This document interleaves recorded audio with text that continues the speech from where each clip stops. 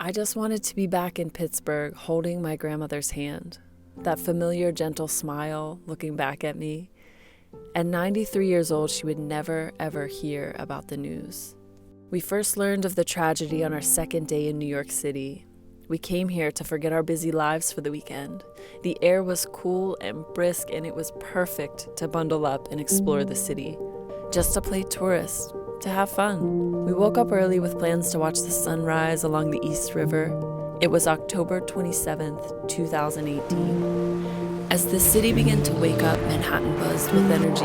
Over 1.5 million people lived on the island. 2.5 million more visited Manhattan every single day. Vacationers, business travelers, people from all over flocked to one of the most diverse cities in the world. Over 4 million people at any given time just existing together. But then, the news alerts buzzed on my phone. Breaking news. Tree of Life Synagogue. Squirrel Hill mass shooting. Killed Jews. Because of their faith.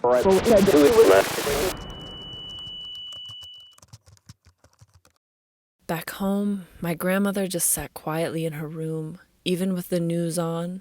She would never know about the shooting. Her mind was overtaken by dementia.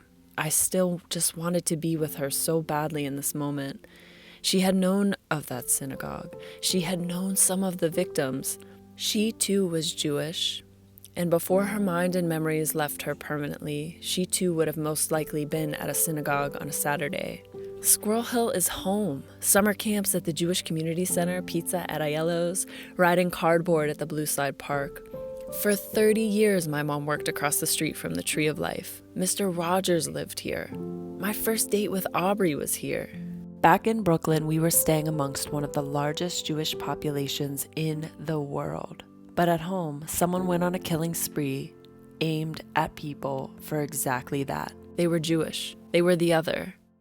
But New York has not existed without tragedy, and somehow the spirit of the city is more vibrant than ever.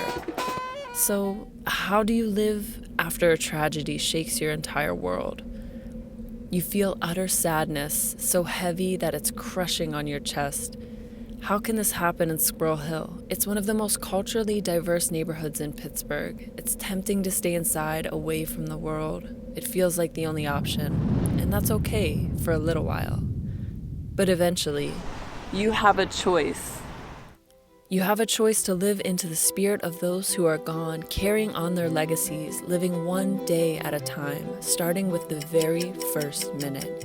And if you're watching this, squeeze your loved ones a little tighter, give a compliment to someone a little more freely, smile at a stranger. Visit your grandparents, hang out with young kids, kiss your spouse, dance like you don't know your moves are awful, take a hike in the woods, walk your dogs, be silly. Interaction by interaction, big or small, we make a choice every day. No, these choices won't bring back the 11 people we lost that day, but in memory of them, we have a choice to carry on their life.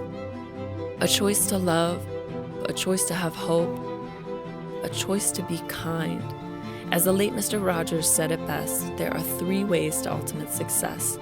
The first way is to be kind. The second way is to be kind, and the third way is to be kind. Choose to be kind because Pittsburgh is stronger than hate.